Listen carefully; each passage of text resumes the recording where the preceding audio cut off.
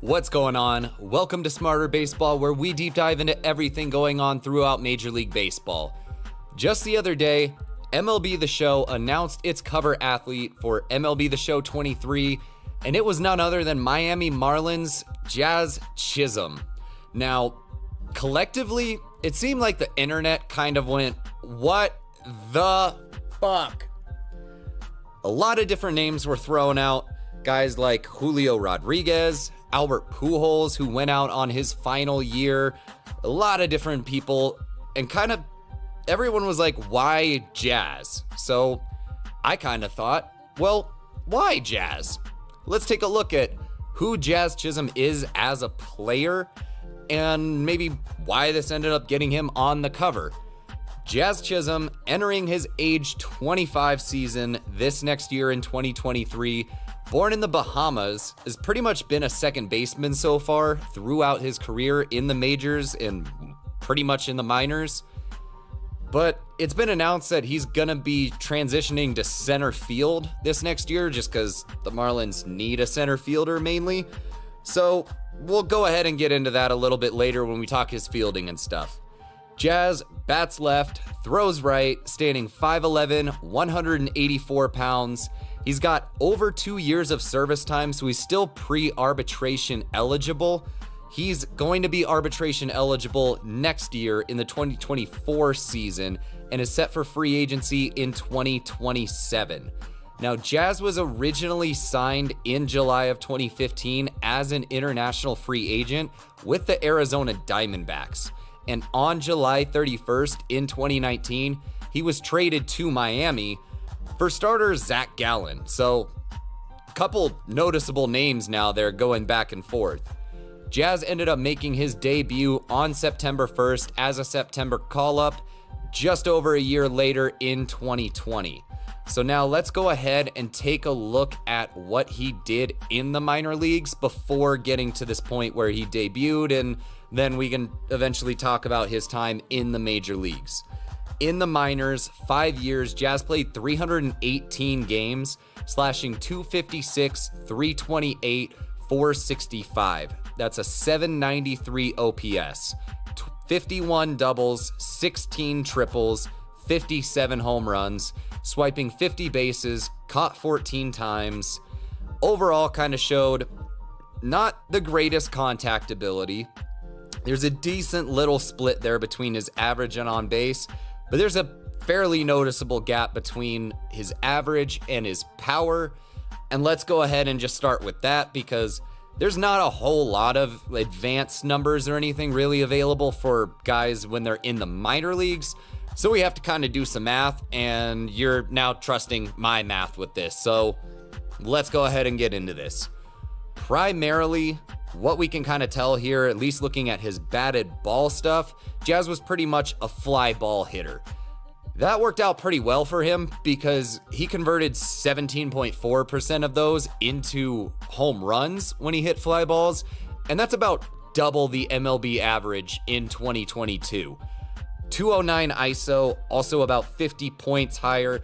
So Jazz was this fly ball hitter, and that worked out because he's got some pretty decent pop in that bat there and knows how to use this. As far as his approach, 410 strikeouts to 121 walks. He had a 30.1 strikeout percentage. That's very, very high. MLB average was 22.4 in 2022. So he's definitely a guy that's going to come with some strikeouts. You figure that that could probably stay about the same, if not get worse in the majors, but we'll get into that. 8.9% walk rate, little bit above average for 2022. So not afraid to take walks, but he's not actively like up there looking to get walked or anything. It's definitely not high enough to make up for the strikeout percentage. Overall, not the best approach. The strikeouts are way too high, especially for just a little bit above average walks. In his time in the major leagues now, 3 years so far, 205 games. Jazz has a slash line of 243, 305, 449 for a 754 OPS. 31 doubles, 9 triples, 34 home runs.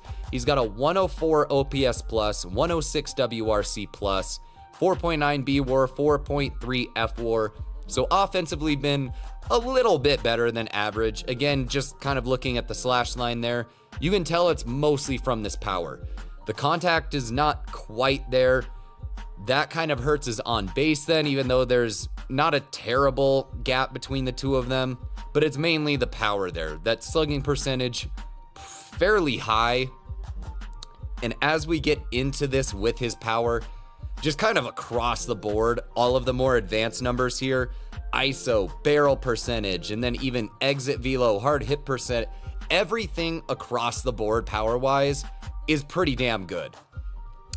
Especially, again, this home runs per fly ball, as we're going to get into in a second here, it's over double the MLB average from this season. He does this mainly, again, by he's still this fly ball hitter that we see, and he maximizes this by pulling the ball. Generally, again, when you pull the ball, you hit it a little bit harder. You tend to hit the ball the hardest towards your pull side gap. He, by pulling these fly balls, is giving himself the best chance of getting those things either over the outfielder's head or over the shortest part of the fence. So uses that good power, maximizes it with how he's hitting the ball here. Again, already talked about that. For his approach, the strikeouts are still pretty high, 28.4%. 22.4 in 2022 was the MLB average again. 7.4% walk rate now, though, is down below MLB average. So he's gonna come with the strikeouts, but at least in the first couple of years here, struggling to maintain at least that like average-ish, above average walk rate. The ratio between the two of them, not very good. Surprisingly, though, he's been a fairly patient hitter. Not swinging early in counts, not swinging a bunch really at all, and working the count quite a little bit. His main problem has been, one, the fact that pitchers have gotten him to chase a little bit here as he's gotten settled into the major leagues. But the main thing is that whiff rate, and when you're talking about a fly ball power hitter like this, most of the time these guys are going to come with some swing and misses. That's just kind of the give and take that you get, unless they're like Mike Trout or somebody like that. But for Jazz here, swing and miss, you're gonna get some strikeouts. It's gonna be whether he can kind of get these walks up, because then you'll take the strikeouts for what he does power-wise. On the bases, 37 stolen bases, 15 caught stealing. That's a 71% stolen base rate. It's a little bit below average, but it's not anything crazy low. He makes up for this, though. 72% extra bases taken. That's like going first to third on a single, stuff like that. Just legging out these extra bases to try to give his team as many chances to score as he can. 2022, though, was the first year that Jazz really broke out here. Earned himself an all-star nod, but it was cut short due to injuries. 60 games, he had a slash line of 254, 325, 535 on the slugging. That gave him an 860 OPS, 10 doubles, 4 triples, 14 home runs in that time, a 139 OPS plus and WRC plus, and he had 2.4 B WAR and 2.6 F WAR. So roughly, for reference there, he already put up starter level value in 60 games. If you gave him 150, that'd be 2.5 times this. You're talking all-star level production, and we'll get into why here. The main thing there, as you can kind of tell, both, yeah, the average, the on-base did kind of jump up a little bit there, but the power across the board went from good to pretty really good, if that makes any sense. Everything across the board here, ISO, barrel percentage, exit velo, hard hit, everything power-wise jumped up. The home runs per fly ball now are basically triple the MLB average in 2022 here. So he went from a pretty good power hitter to a really good power hitter. And he did this by doubling down on how he was already hitting the baseball. The launch angle went up, the ground ball percentage, which over his career has been just a little bit above average, noticeably down below. The fly balls jumped up, and he's pulling the ball way more, about 9% more of the time now, almost 50% this season. So again, just really doubling down on maximizing this power that he does have. Pulling the ball as far as he can to get out in front of it as much as he can, hit it as hard as possible, and take advantage of the shorter parts of the ballparks. His approach, the strikeouts did go down just a little bit there, about a percentage point, but the walks now just above average this season.